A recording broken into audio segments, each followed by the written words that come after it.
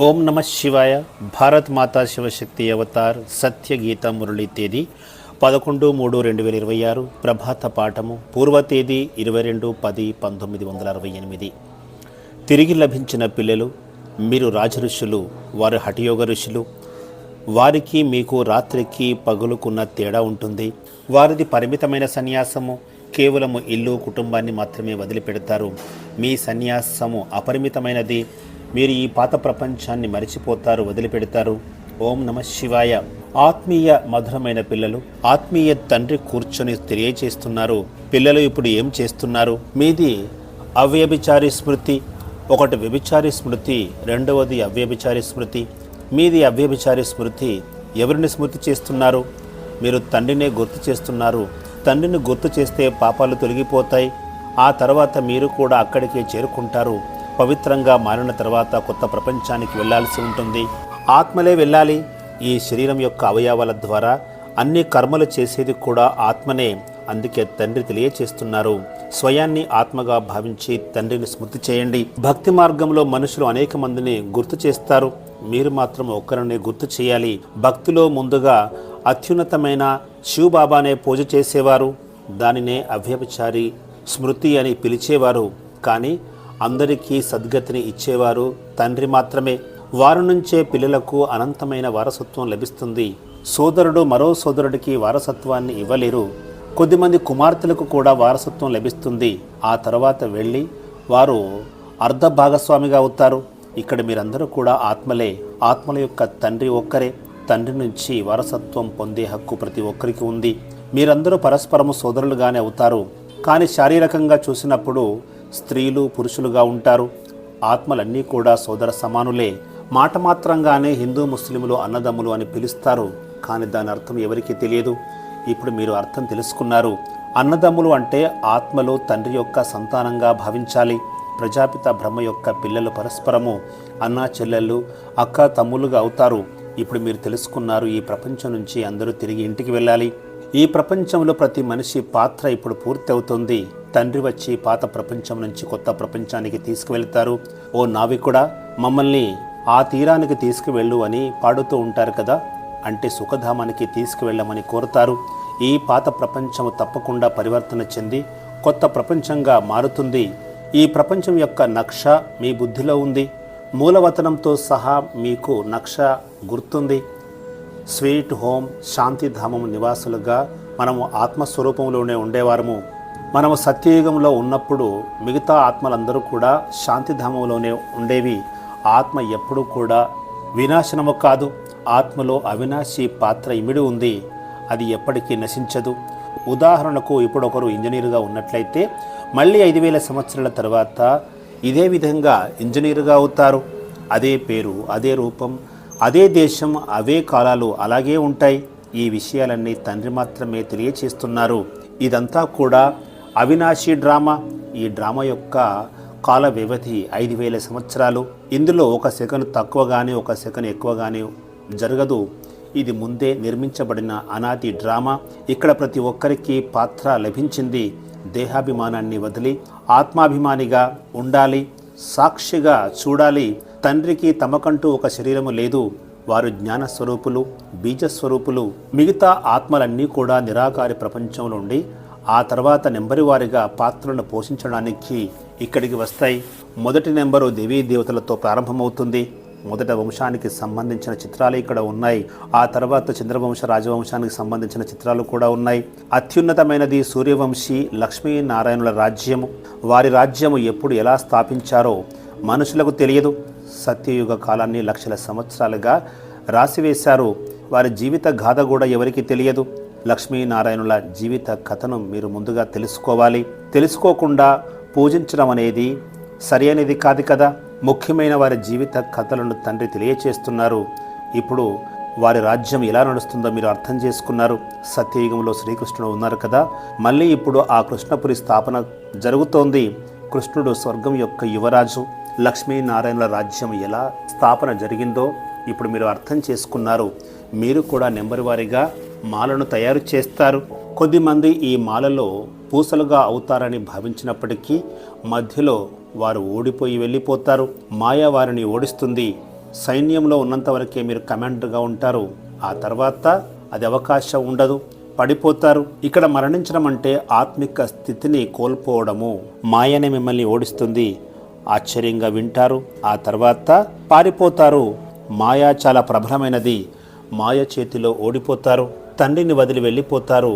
మరజీవిగా మారిన తర్వాత, తండ్రి వారిగా అయిన తర్వాత రామరాజ్యం నుంచి రావణ రాజ్యంలోకి వెళ్ళిపోతారు. దీనికి ఉదాహరణగానే కౌరవులు పాండవుల మధ్య యుద్ధాన్ని చూపించారు. ఆ తర్వాత అసురులు దేవతల మధ్య యుద్ధాన్ని కూడా చూపించడం జరిగింది. ఇందులో ఏది సత్యమని చెప్పాలి? యుద్ధం అంటే హింస అవుతుంది కదా. దేవీ దేవతల యొక్క స్వధర్మము అహింసనే. మీరు ఇప్పుడు డబుల్ అహింసకులుగా అవుతున్నారు. మీది ఇక్కడ యోగ బలం యొక్క మాట మాత్రమే ఉన్నది. మీరు ఆయుధాలతో ఎవరిని ఏమీ చేయరు. ఆయుధాల శక్తి క్రైస్తవ దేశాల్లో చాలా ఎక్కువగా ఉన్నది. రష్యా, అమెరికా ఇద్దరు కూడా సోదరులే. కానీ వారిద్దరి మధ్య బాంబులు తయారు చేయడంలో, అస్త్రాలు తయారు చేయడంలో కాంపిటీషన్ ఉన్నది. ఒకరికంటే మరొకరు బలంగా ఉంటారు. వారిద్దరు కలిసిపోతే ప్రపంచంపై రాజ్యాన్ని చేయగలిగే శక్తి వారికి ఉంది. కానీ డ్రామానుసారంగా బాహుబలంతో ప్రపంచంపై రాజ్యాన్ని చేయడం అనేది జరగదు. ఒక కథ కూడా ఉంది కదా, రెండు పిల్లులు ఒకదానితో ఒకటి గొడవ పడుతూ ఉన్నట్లయితే మధ్యలో ఉన్న వెన్నను మూడో వ్యక్తి తినేశారు అని. ఈ విషయాలు ఇప్పుడు తండ్రి తెలియచేస్తున్నారు. ఇంతకుముందు ఈ విషయాల గురించి మీకు తెలియదు. ఈ చిత్రాలు కూడా దివ్యదృష్టి ద్వారానే తయారు చేయించారు.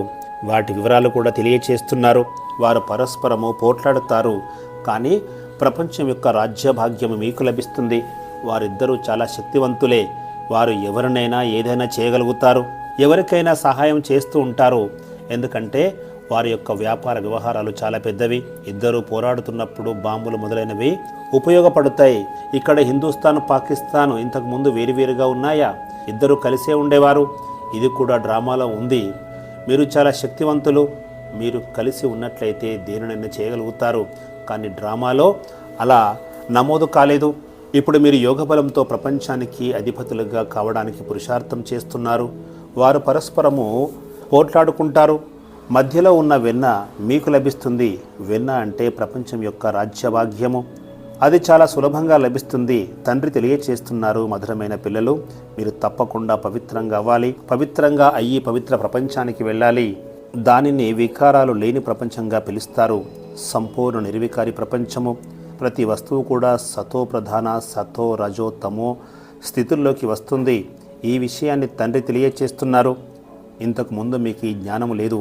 ఎందుకంటే శాస్త్రాల్లో లక్షల సంవత్సరాలుగా రాశారు, భక్తి అనేది అజ్ఞానంతో సమానము. దీని గురించి మీకు కూడా తెలియదు. ఇప్పుడు మీరు అర్థం చేసుకుంటున్నారు. కలియుగము ఇంకా 40,000 సంవత్సరాలు కొనసాగుతుందని వారు భావిస్తారు. సరే, 40,000 సంవత్సరాలు పూర్తయ్యాక ఏం జరుగుతుంది? అది కూడా ఎవరికి తెలియదు. అందుకే వారందరూ కూడా అజ్ఞాన నిద్రలో ఉన్నారని చెప్తాము. భక్తి అంటేనే అజ్ఞానము. జ్ఞానాన్ని అనంతమైన తండ్రి ఇస్తారు. వారే జ్ఞానసాగరులు. మీరు జ్ఞానం యొక్క నదులు. తండ్రి వచ్చి పిల్లలకు అంటే ఆత్మలకు విద్యను అందిస్తారు. ఇక్కడ తండ్రి, గురువు, సద్గురువు కూడా. మరెవరిని కూడా తండ్రిగాను, గురువుగాను, సద్గురువుగాను పిలువరు. సాధువులు, సన్యాసుల గురించి కూడా ఇలా చెప్పరు. ఇది అనంతమైన విషయము. వారే మన యొక్క అనంతమైన తండ్రి, గురువు, సద్గురువు.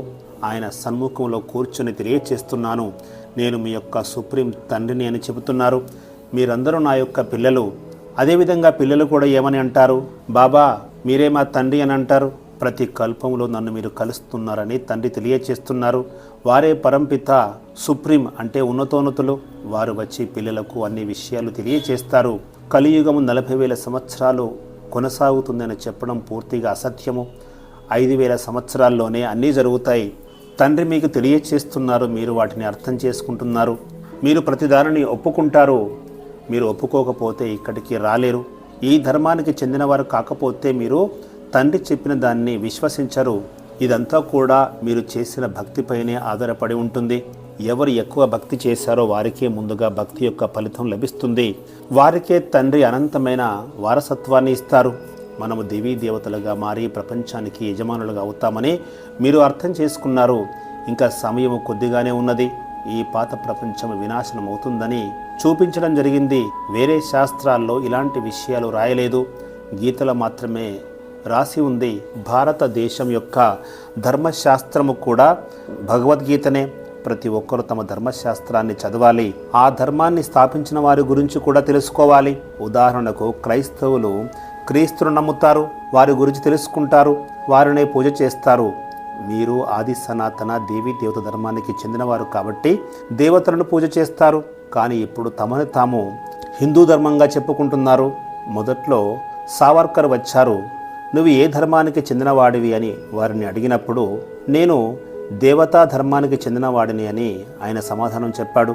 కానీ మళ్ళీ ఇప్పుడు అందరూ తమను తాము హిందూ ధర్మంగా చెప్పుకుంటున్నారు. ఎందుకంటే మనము అసురులము, వికారులము, పాపులము కాబట్టి మనము దేవతలుగా ఎలా అవ్వాలి, ఇక్కడికి వచ్చి పవిత్రంగా మారండి అని వారికి సావర్కర్కు చెప్పడం జరిగింది. నాకు సమయం లేదు, నేను ఇలా రాజయోగం నేర్చుకుంటాను అని బదులిచ్చారు. పిల్లలు మీరు ఇప్పుడు రాజయోగాన్ని నేర్చుకుంటున్నారు. మీరు రాజ ఋషులు, వారు హఠయోగ ఋషులు. వారికి మీకు రాత్రికి పగలుకు ఉన్నంత తేడా ఉంది. వారి సన్యాసము హద్దులోనిది, అది పరిమితమైన సన్యాసము. కేవలము ఇల్లును కుటుంబాన్ని మాత్రమే వదిలిపెడతారు. మీ సన్యాసము అనంతమైనది. మీరు ఈ పాత ప్రపంచాన్ని వదిలిపెడతారు. ముందుగా మనము శాంతిధామానికి వెళ్ళి ఆ తర్వాత కొత్త ప్రపంచమైన సత్యయుగంలోకి వస్తాము. బ్రహ్మ ద్వారా ఆది సనాతన దేవీ దేవత ధర్మం స్థాపన జరుగుతోంది. ఇప్పుడు ఇది పాత పతిత ప్రపంచము. ఇవన్నీ కూడా అర్థం చేసుకోవలసిన విషయాలు తండ్రి ద్వారానే చదువుకుంటున్నాం కాబట్టి ఇదే సత్యమైన జ్ఞానము. ఇందులో నిశ్చయము కలగకపోవడానికి అవకాశమే లేదు. ఈ జ్ఞానాన్ని స్వయంగా తండ్రి పరమేశ్వరుడు బోధిస్తున్నారని అందరూ అర్థం చేసుకుంటున్నారు. వారే మన తండ్రి, గురువు, సత్యమైన సద్గురువు. వారే మనలను వెంట తీసుకుని వెళ్తారు. గురువుల మధ్యలోనే వదిలి వెళ్ళిపోతారు. ఒక గురువు వెళ్ళిపోయాక మరొక గురువును తీసుకుంటారు. వారి శిష్యులను గద్దె మీద కూర్చోబెడతారు. ఇక్కడ తండ్రి పిల్లల యొక్క సంబంధం మాత్రమే ఉంది. అక్కడ గురువు శిష్యుల యొక్క సంబంధం ఉంటుంది. వారసత్వము తప్పకుండా తండ్రి నుంచి లభిస్తుంది కదా. శివబాబా భారత్లోనే వస్తారు. శివరాత్రి కూడా ఇక్కడే జరుపుకుంటారు. కృష్ణుని యొక్క జన్మరాత్రి కూడా ఇక్కడే జరుపుకుంటారు. శివుడికి జన్మపత్రిక లేదు. అలాంటప్పుడు వారి యొక్క జన్మను ఏ విధంగా జరుపుకోవాలి? ఆయనకు తిథి తేదీ ఉండదు. కృష్ణుడు మొదటి నంబర్ కావడంతో వారి యొక్క జన్మదినాన్ని చూపిస్తారు. మున్ముందు మీకు చాలా గుహ్యమైన విషయాలను తెలియచేస్తాను అని తండ్రి తెలియచేస్తున్నారు. ముందుగా మీరు విశ్వసించాలి. మనమందరము ఆత్మలుగా భావించాలి. ఆ తర్వాత వారిని స్మృతి చేయాలి. మన్మనా భవ అనే పదానికి అర్థం కూడా ఇదే. ఇది కృష్ణ భగవాన్ వాచ కాదు. అందరూ వారిని గుర్తిస్తారు. అలాంటప్పుడు కోట్లలో కొద్దిమంది తెలుసుకుంటారు అని ఎలా చెప్పగలుగుతారు? దాని అర్థాన్ని తండ్రి తెలియచేస్తున్నారు. అందుకే మనుషులకు ఇది అర్థం చేసుకోవడం చాలా కష్టమవుతుంది. ఇంతకుముందు ఇలా జరిగేది, నేను వచ్చి దేవత ధర్మాన్ని స్థాపన చేశాను అని తండ్రి తెలియచేస్తున్నారు. అప్పుడు ఈ శాస్త్రాలన్నీ కూడా కనుమరుగైపోతాయి. తర్వాత సమయం వచ్చినప్పుడు భక్తి మార్గపు శాస్త్రాలు మళ్ళీ వెలుగులోకి వస్తాయి. సత్యయుగంలో ఒక శాస్త్రం కూడా ఉండదు. భక్తి అనే మాట ఉండదు. ఇప్పుడు భక్తి యొక్క రాజ్యం నడుస్తోంది. ప్రస్తుతము శ్రీ శ్రీ 108 జగద్గురు అని పిలిపించుకునేవారు పెద్దవారిగా భావిస్తారు. ఇప్పుడైతే 1008 మంది కూడా అంటున్నారు. వాస్తవానికి ఈ మాల ఇక్కడిదే. మాలను జపించినప్పుడు అందులోని పుష్పము శివబాబాను సూచిస్తుంది. ఎందుకంటే ఇది ప్రవృత్తి మార్గము. ప్రవృత్తి మార్గంలో ఉన్నవారు నివృత్తి మార్గపు గురువును తీసుకుంటే వారి ద్వారా ఏమి లభిస్తుంది? వారి ద్వారా హఠయోగమే నేర్చుకోవాల్సి ఉంటుంది. హఠయోగము అనేక రకాలుగా ఉంటుంది. రాజయోగం మాత్రము ఒకటే ఉంటుంది. స్మృతి యాత్ర ఒకటే ఉంటుంది. దానిని రాజయోగంగా పిలుస్తారు. మిగతావన్నీ కూడా హఠయోగాలు. శరీరానికి ఆరోగ్యాన్ని మాత్రమే ఇస్తాయి. ఈ రాజయోగాన్ని తండ్రి నేర్పిస్తున్నారు. స్వయాన్ని ఆత్మగా భావించి తండ్రిని గుర్తు చేయలేమా? ఆత్మనే మొదటిది, ఆ తర్వాతనే శరీరం లభిస్తుంది. మిమ్మల్ని మీరు ఆత్మగా భావించకుండా శరీరంగా భావించినట్లయితే మీరు తలకిందులుగా జీవించవలసి ఉంటుంది. ఇప్పుడు స్వయాన్ని ఆత్మలుగా భావించి తండ్రిని స్మృతి చేయండి. అంతిమ సమయంలోనే మీ స్థితి ఆధారంగానే భవిష్యత్తు ఆధారపడి ఉంటుంది. ఇప్పుడు ప్రస్తుతము మనుషులందరూ కూడా పతితంగా తమో ప్రధానమైన స్థితిలో ఉన్నారని మీరు అర్థం చేసుకున్నారు. అందుకే ఓ పతిత పావనుడా విచ్చేయండి అని పిలుస్తున్నారు. పతిత పావన అని పాటలు కూడా పాడుతూ ఉంటారు. కానీ గంగలోని జలము ఏ విధంగా పవిత్రంగా చేయగలదు? ఆ జలము ఎక్కడైనా లభిస్తుంది. కానీ సత్యయుగంలో ప్రకృతి మీకు దాసిగా ఉంటుంది. అక్కడ ఏమాత్రము దుఃఖము లభించదు. అక్కడ దేవీ దేవతలు మాత్రమే ఉంటారు. మీరు మళ్ళీ ఆ దేవతలుగా మారుతున్నారు. పేరు రూపంలో ఎలాంటి తేడా ఉండదు. కృష్ణుడు కూడా అదే విధంగా జన్మిస్తారు. చాలామందికి సాక్షాత్కారం కూడా జరుగుతుంది. కృష్ణ జయంతి రోజు ఎంతో ప్రేమతో శ్రీకృష్ణుడిని ఊయలలో ఊపుతారు. కృష్ణుడి నోట్లో వెన్న ఉందని చూపిస్తారు కదా, కానీ తండ్రి తెలియచేస్తున్నారు అది వాస్తవం కాదు. రచన యొక్క జ్ఞానాన్ని ప్రపంచంలో మరెవరికీ తెలియదు. భగవంతుణ్ణి ప్రతి కణంలో ఉన్నారని చెప్పి ఎంతగానో నింద చేశారు. ఇదంతా కూడా అవమానము కాదా? నన్నే అత్యధికంగా అవమానించారు అని తండ్రి తెలియచేస్తున్నారు. నాకు ఎంతో అపకారం చేశారు అని తండ్రి చెప్తున్నారు. అయినా నేను వచ్చి మీకు ఉపకారం చేస్తున్నాను. వారు ఎక్కడైనా ఉంటారు అని భక్తులు అంటూ ఉంటారు. కానీ తండ్రిని ఎవరు కూడా ఈ కళ్ళతో చూడలేరు. వేల సూర్యుల ప్రకాశము వారిలో ఉంటుందని చెప్తూ ఉంటారు. అలాంటి మాట లేనే లేదు. ఇక్కడ చదువు యొక్క మాట మాత్రమే ఉంటుంది. తండ్రి జ్ఞాన స్వరూపులు. ఆయన కేవలము ప్రకాశ స్వరూపులుగా చెప్పలేము. వారే సర్వశక్తివంతులు. మంచిది. మధురాతి మధురమైన ఆత్మీయ పిల్లలకు ప్రియ స్మృతులు నమస్తే. వరదానము జీవన్ముక్త భవ. శరీరానికి వ్యాధి వచ్చినా లేదా మాయ అనేక రకాలుగా దాడి చేసినప్పటికీ దానిని ఒక ఆటగా భావించండి. ఆటలో దుఃఖము కలగదు. ఆటను వినోదం కోసమే ఆడుతారు, దుఃఖం కోసం కాదు. శారీరక సంబంధాల యొక్క బంధనాలు ఉండకూడదు. మీరు దీనిని ఆటగా భావిస్తూ మరోపక్క మీ కర్తవ్యాన్ని కూడా నిర్వహిస్తున్నారు. కర్తవ్యాన్ని కూడా ఒక ఆటలాగానే నిర్వహిస్తున్నారు. ఇలా దీనిని ఒక ఆటగా భావించినట్లయితే జీవన్ముక్తి స్థితిని మీరు అనుభవిస్తారు. ఓం నమః శివాయ.